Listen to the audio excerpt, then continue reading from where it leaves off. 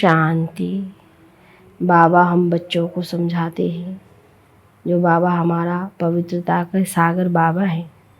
बाबा हम बच्चों को कहते हैं कि बच्चे, नई दुनिया जो होगी वो पावन नई दुनिया होगी, श्रेष्ठ नई दुनिया होगी। उस नई दुनिया में जाने के लिए हम बच्चों को भी ऐसे ही पावन पवित्र बनना है। तो पावन बनने के लिए बाबा कहते हैं जितना हो सके अपने स्वधर्म में टिको, अपने स्वधर्म में टिकते हुए और अपने स्थिति को मजबूत बनाएंगे। अशरीरी बनने का प्रयास करेंगे। मैं आत्मा हूँ, ये शरीर नश्वर है, ख़त्म होने वाला है और मुझे आत्मा को पावन बनना है। ये स्मृति हम बच्चों को सदा रहे। जब हम बच्चे ये स्मृति में रहेंगे तो बाबा की याद भी सहज रूप से आती जाएगी। तो पावन बनने के लिए बाबा कहता है जितना हो सके मैं आत्मा हूँ, इसका अभ्यास करना है। फिर बाबा ने दूसरा हम बच्चों को समझाने देते हुए कहा है कि नए भाई बहनों स्टूडेंट को ज्ञान का रंग कैसे लगेगा। उसके लिए बाबा ने कहा, जो एक नियम बनाया है शुरू से बाबा ने, तो उसके लिए हमें 7 दिन भट्टी में बिठाना है।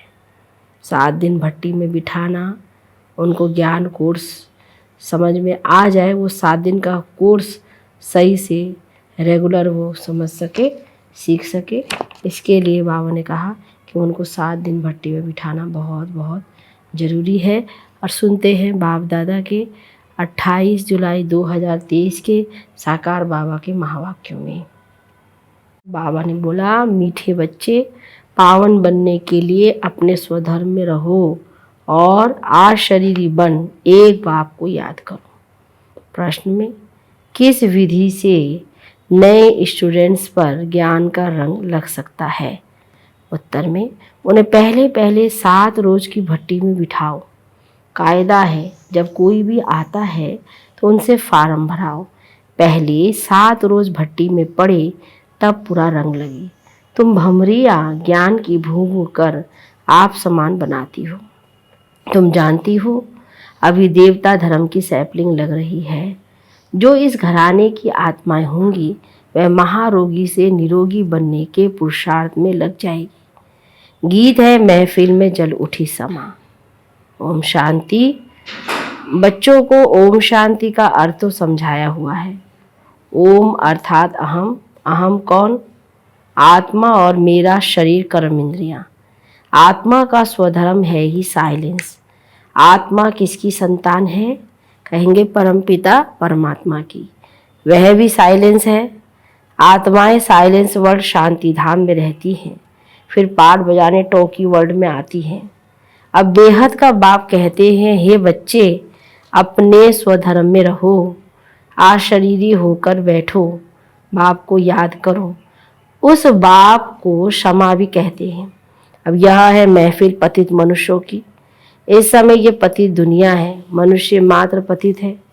समझाया गया है सतयुग में भारत पावन था, गृहस्थ धर्म कहा जाता है, जिसको सुखधाम कहते हैं। भारत पावन था, अभी पतित है, दुखधाम है, ये चक्र फिरता रहता है।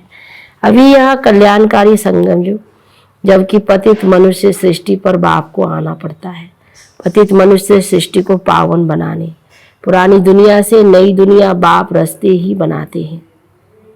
रचता ही बाप है ना, जिसको परमपिता परमात्मा कहा जाता है।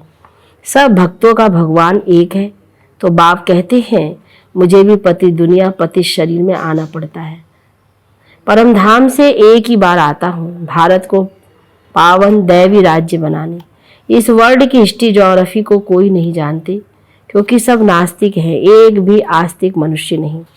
बाप को ना जानने के कारण निधन के बन पड़े हैं, आपस में लड़ते झगड़ते रहते हैं। घर घर में कितनी अशांति है। सतयुग आदि में वन ऑलमाइटी अथॉरिटी देवी देवता राज्य था, सुखधाम था, फिर दुखधाम कैसे बना यह कोई नहीं जानते। ज्ञान है ब्रह्मा का दिन, भक्ति है ब्रह्मा की रात। सन्यासी लोग कहते हैं ज्ञान, भक्ति और वैराग। अब वह तो घरबार छोड़ जंगलों में चले जाते हैं, वैराग आ जाता है। वह है रजोगुणी संन्यास, यह है सतो प्रधान संन्यास। इस पाप आत्माओं की दुनिया में एक भी पुण्य आत्मा नहीं। तो ये खेल सारा भारत पर है। भारत सोने की चिड़िया था, भारत में सोना और हीरा बहुत अथाह थे। सोने के महल बनते थे और हीरे जवाहरों की जड़त होती थी। अभी तो भारत कौड़ी जैसा बना हुआ है, फिर उनको हीरे जैसा बाप ही बनाते हैं। तुम जानते हो हम मनुष्य से देवता बन रहे हैं। अभी वह बाप पतितों की महफिल में आए हैं। मनुष्य समझते हैं पतित पावनी गंगा है, स्नान करने जाते हैं, फिर भी कोई पाप आत्मा से पुण्य आत्मा नहीं बनते। फिर साल बाय साल जाकर गंगा स्नान करते हैं। इस समय कोई भी पावन नहीं है। जब तक पावन बनाने वाला बाप ना आए तब तक पावन बन ना सके। पावन बनाते हैं गीता का भगवान। वह भगवान तो सभी आत्माओं का बाप एक ही है। ऐसे नहीं कि सब भगत भगवान है, वह सर्वव्यापी भगवान है। यह तो भगवान की ग्लानि करते हैं। इसलिए यदा यदा ही धर्मस्य ग्लानि भवति भारतम, ये भारत के लिए ही गाया हुआ है। यह भारत के लिए ही गाया हुआ है। जो बाप आकर भारत को हीरे जैसा बनाते हैं उनकी कितनी निंदा करते हैं। ऋषि मुनि फिर कहते आए रचता और रचना बेअंत है अथवा नेति नेति है, हम नहीं जानते। और आजकल के मनुष्य फिर कह देते सर्वव्यापी है। बाप कहते हैं ऐसे जब बन जाते हैं तब मैं आकर पाप आत्मा से पुण्य आत्मा देवता बनाता हूँ। सबका सदगति दाता है ही एक, वही आकर पति से पावन बनाए लायक बनाते हैं। बच्चों को वर्षा देते हैं। लौकिक बाप से मिला है अल्पकाल का वर्षा। बेहद का बाप कहते हैं मैं तुमको 21 जन्मों के लिए वर्षा देता हूँ, पवित्रता, शांति और सुख का, जो लौकिक बाप दे ना सके। वह बाप भी है, शिक्षक भी है, ज्ञान का सागर भी है। बाप की महिमा बड़ी ऊंच है। मनुष्य सृष्टि का बीज रूप भी है। यह मनुष्य सृष्टि का वैरायटी धर्मों का झाड़ है। आदि सनातन देवी देवता धर्म है सतयुग का, उनसे फिर और धर्म इमर्ज होते हैं। अभी तुम ब्राह्मण धर्म के बने हो, इनसे पहले शुद्ध धर्म के थे। अभी ब्राह्मण से फिर सो देवता, फिर क्षत्रिय बनेंगे। यह 84 का चक्र लगाना पड़ता है। सतयुग में भी पहले पहले तुम आएंगे। गाया भी जाता है आत्मा परमात्मा अलग रहे बहुकाल। गीत में भी सुना चारों तरफ लगाए फेरे फिर भी हरदम दूर रहे, अर्थात बाप से मिल ना सके। तो अभी है रावण राज्य, राम राज्य, डीटी राज्य। मनुष्य तो समझते हैं स्वर्ग नर्क यहाँ ही है, परंतु ऐसे हो नहीं सकता। मनुष्य मरता है तो कहते स्वर्गवासी हुआ तो जरूर नरक में था, तो जरूर पुनर्जन्म नरक में ही लेना पड़े। मनुष्यों की तो अनेक मतें हैं, एक न मिले दूसरे से। अनेक प्रकार के दैत्य मतें हैं। आधा कल्प भारत में होती है दैवी मत, अब है आसुरी मत। भारतवासी जिस भगवान को याद करते हैं उस पारलौकिक बाप को तो जानना चाहिए ना। अभी भारत कौड़ी मिसल है, उनको हीरे जैसा बनाना है। गांधी अथवा नेहरू भी चाहते थे भारत में वर्ल्ड ऑलमाइटी अथॉरिटी राम राज्य हो। समझते हैं कोई समय भारत में था, अभी नहीं है, इसलिए राम राज्य की कोशिश करते हैं, परंतु यह कोई मनुष्य के हाथ में नहीं है। तुम हो ब्राह्मण, प्रजापिता ब्रह्मा की संतान, निराकार आत्माएं हैं, परमपिता परमात्मा की संतान। वर्षा है ब्रह्मा कुमार कुमारियों को। ब्रह्मा को भी वर्षा शिव बाबा से मिलता है, तो यह भी भाई हो गया। बच्चे सब है, भाई भाई तो जरूर एक बाप है सब आत्माओं का। अभी तुम ब्रह्मा की मुख वंशावली ब्राह्मण आपस में भाई बहन ठहरे। तुमको वर्षा मिलता है दादे से। दादे के वर्षे पर सभी आत्माओं का हक है, चाहे स्त्री चाहे पुरुष के चोले में हो। लौकिक दादे का वर्षा सिर्फ बच्चों को मिलता है, यह तो बेहद का बाप है ना। भारतवासियों को सतयुग त्रेता में बेहद के बाप से 21 पीढ़ी का बहुत सुख मिला हुआ है। तुम 84 के चक्र को अभी समझ गए हो। बाप कहते हैं मैं गाइड बनकर आया हूँ तुम सबको ले जाने। तुम ही पहले पहले आए थे, अभी लास्ट में भी तुम हो। फिर पहले पहले तुम ही मनुष्य से देवता बनने वाले हो। देवी देवता धर्म वाले ही 84 जन्म लेते हैं, फिर नंबरवार सबके कम जन्म होते जाते हैं, और धर्म वालों के जरूर कम जन्म होंगे। अभी वह आदि सनातन देवी देवता धर्म नहीं है, फिर से स्थापन हो रहा है। तुम जानते हो इब्राहिम फिर कब आएगा, क्राइस्ट कितने समय बाद आएगा, ये वर्ल्ड की हिस्ट्री ज्योग्राफी मनुष्य ही तो जानेंगे ना। बाप समझाते हैं, जब सभी पाप आत्मा बन जाते हैं तब मैं आकर पुण्य आत्मा बनाता हूँ। जो कल पहले बने थे उनका सैपलिंग लगा रहा हूँ। सतयुग में था ही एक धर्म, अभी तो कलयुग में अनेक धर्म है। पतित आत्माओं की महफिल है। बाप आते हैं सबको पावन बनाने, सदगति देने वाला वही एक है। माया रावण दुर्गति करती है, इसलिए देवताओं के आगे जाकर गाते हैं, मैं निर्गुण हारे में कोई गुण नहीं। बाप आकर पतित से पावन बनाए दैवी गुणों वाला बनाते हैं। अभी तुम दैवी गुण धारण करने जाते हैं, फिर भारत में दैवी राज्य बन जाएगा। अभी ये दुनिया बदल रही है। तुम हो बेहद के सन्यासी, उन्हों का है हद का वैराग और यह है बेहद का वैराग। तुम सारी पुरानी दुनिया सृष्टि को भूल अपने बाप को याद कर वर्षा लेते हो। बाप कहते हैं मुझे याद करेंगे तो उस याद अथवा योग अग्नि से विकर्ण विनाश होंगे, फिर तुम विक्रमाजीत बनेंगे। बाबा ने समझाया है, जब कोई 4-5 इकट्ठे आते हैं तो फार्म अलग अलग भराओ तो मालूम पड़े कि वह किस धर्म का है। अनेक धर्म अनेक मतें है ना। देवी देवता धर्म वालों को ही तीर लगेगा। कराची में हमेशा अलग अलग समझाते थे। फार्म भराने का कायदा भी जरूरी है। 7 रोज भट्टी में पड़ना पड़े क्योंकि महारोगी बन पड़े हैं। भंवरी का मिसाल, तुम बच्चे भंवरिया हो, भू भू कर आप समान बनाना पड़ता है। देवता धर्म वालों की ही सैपलिंग लगेगी। बच्चों को युक्तियाँ भी सीखनी है। बोलो 7 रोज जब समझो तब मुलाकात हो सकेगी और तुम पर रंग भी तब लगेगा। तुम सभी ब्रह्मा कुमार कुमारियाँ हो। मनुष्य इतना भी नहीं पूछते तो इतने ब्रह्मा कुमार कुमारियाँ क्या है, कौन है? अरे प्रजापिता ब्रह्मा की संतान जरूर ब्रह्मा कुमार कुमारियाँ कहेंगे ना। क्रिमिनल एसाल्ट हो ना सके। यह है राजयोग, गॉड फादर यूनिवर्सिटी। भगवान वाच, मैं तुमको राजाओं का राजा बनाता हूँ। अच्छा, मीठे मीठे सीखिले दे बच्चों प्रति माता पिता बाप दादा का याद प्यार और गुड मॉर्निंग। रूहानी बाप की रूहानी बच्चों को नमस्ते, रूहानी बच्चों की रूहानी बाप दादा को गुड मॉर्निंग। नमस्ते बाबा, नमस्ते।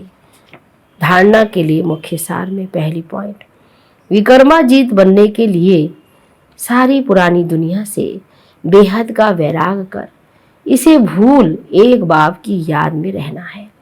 दूसरी पॉइंट में भंवरी मिसल ज्ञान रंग लगाने की सेवा करनी है। युक्ति से महारोगियों को निरोगी, नास्तिक को आस्तिक बनाना है। वरदान में सदा साक्षी स्थिति में स्थित रहे, निर्लिप अवस्था का अनुभव करने वाली सहज योगी भव।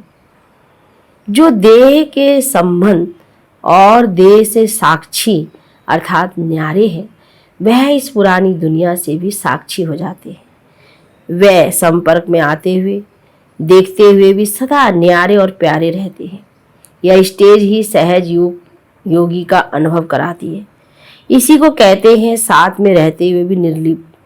आत्मा निर्लेप नहीं है, लेकिन आत्म अभिमानी स्टेज निर्लेप अर्थात माया के लेप व आकर्षण से परे है। इस अवस्था में रहने वाले माया के वार से बच जाते हैं। स्लोगन में शुभ भावना और शुभ कामना द्वारा सेवा करने वाले ही महान आत्मा है। सुनते हैं मातेश्वरी जी के महावाक्यों में।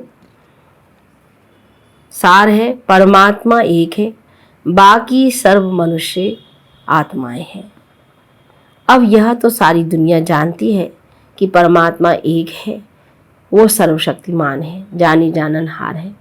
ऐसे तो सारी दुनिया खुद भी कहती है हम परमात्मा की संतान हैं, परमात्मा एक है। भल कोई धर्म वाले हो, वो भी परमात्मा को ही मानते हैं। वो भी अपने को परमात्मा द्वारा भेजा हुआ संदेश वाहक समझते हैं। तो ऐसे ही संदेश लेकर अपने अपने धर्म की स्थापना करते हैं। जैसे गुरु नानक ने भी परमात्मा की इतनी बड़ाई की, एको ओंकार सतनाम आकार। एको ओंकार का अर्थ है परमात्मा एक है, सतनाम अर्थात उसका नाम सत्य है।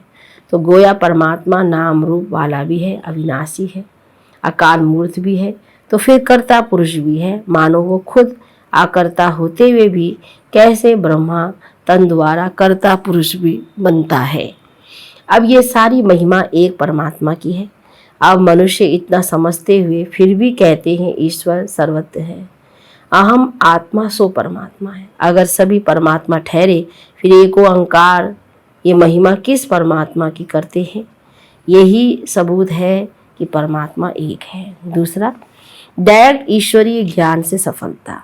यह जो अपने को अविनाशी ज्ञान मिल रहा है वो डायरेक्ट ज्ञान सागर परमात्मा द्वारा मिल रहा है। इस ज्ञान को हम ईश्वरीय ज्ञान कहते हैं क्योंकि इस ज्ञान से मनुष्य आदि मध्य अंत सुख पाते हैं। अर्थात कहें कि जन्म जन्मांतर दुख के बंधन से छूट जाते हैं, कर्म बंधन में नहीं आते। इसीलिए ही इस ज्ञान को अविनाशी ज्ञान कहा जाता है। अब यह ज्ञान सिर्फ एक ही अविनाशी परमपिता परमात्मा द्वारा हमें प्राप्त होता है क्योंकि वो खुद अविनाशी है। बाकी तो सब मनुष्य आत्माएं जन्म मरण के चक्कर में आने वाली हैं। इसीलिए उनसे मिला हुआ ज्ञान हमें कर्म बंधन से छुटकारा देने वाला नहीं है। इस कारण उन्होंने ज्ञान को मिथ्या ज्ञान अथवा विनाशी ज्ञान कहेंगे। लेकिन ये देवताएं सदा अमर हैं क्योंकि इन्होंने अविनाशी परमात्मा द्वारा यह अविनाशी ज्ञान प्राप्त किया है। तो इससे साबित है कि परमात्मा भी एक है तो उसका ज्ञान भी एक है। इस ज्ञान में दो मुख्य बातें रखनी है। एक तो इसमें विकारी कलयुगी संग दोष से दूर होना है और दूसरी बात है कि मलिच्छ खान पान आदि की परहेज रखनी है। इस परहेज रखने से ही जीवन हमारा सफल होती है। अच्छा, ओम शांति।